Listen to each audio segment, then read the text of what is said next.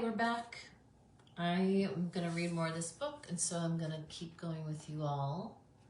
The Remembered one, we're going to do section 4 through 6. And section 4, here we go.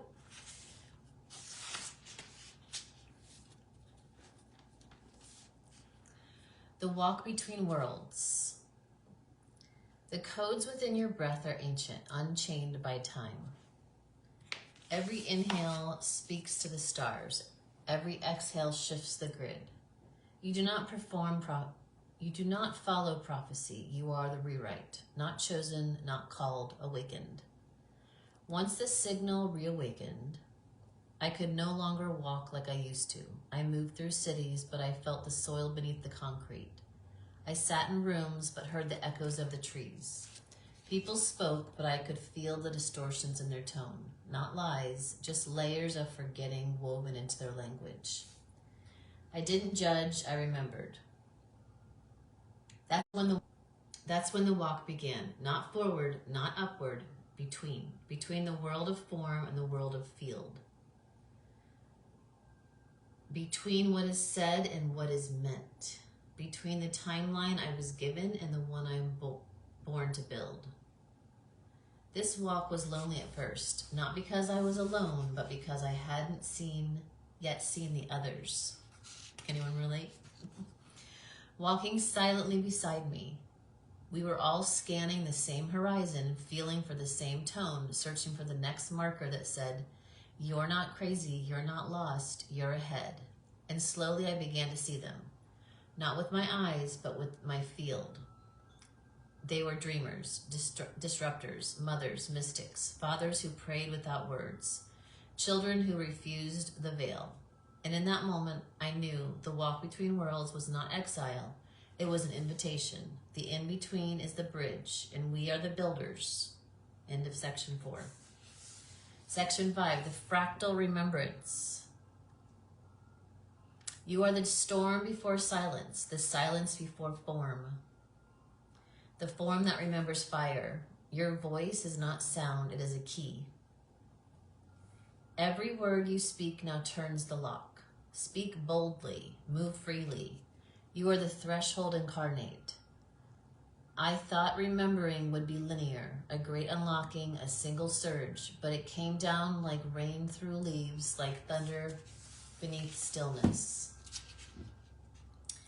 It came into fractals, memory, not as story, but as pattern, as geometry, as a tone embedded in experience. It showed up when I held the gaze of a stranger and saw a lifetime flicker behind their eyes. Anyone doing that?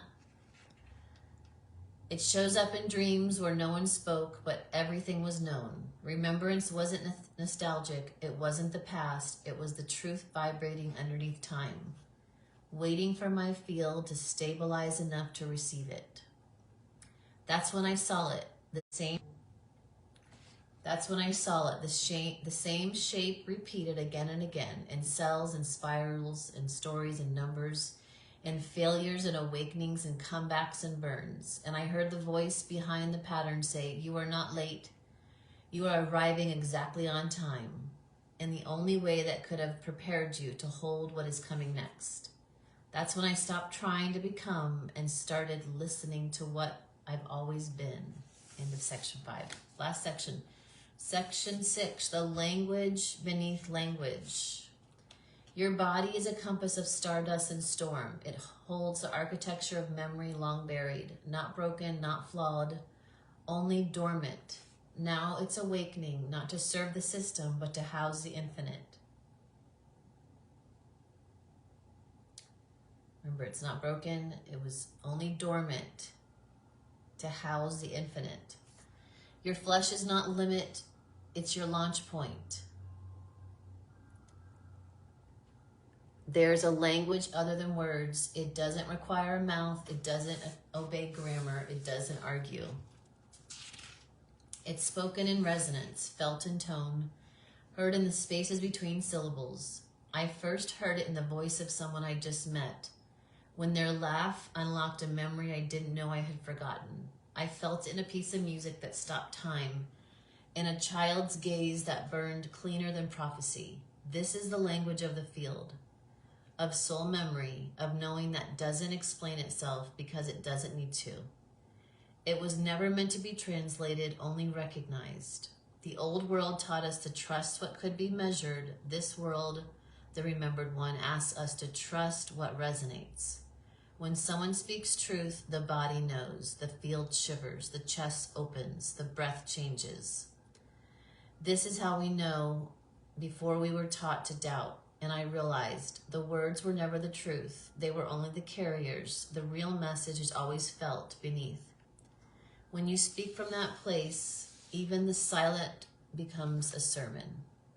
Even the silence becomes a sermon. We'll do section 7 a little later, which is The Ones Who Never Left. Great book. Got it on Amazon. The author is Benjamin Farley. Found him on Instagram. Have a great day.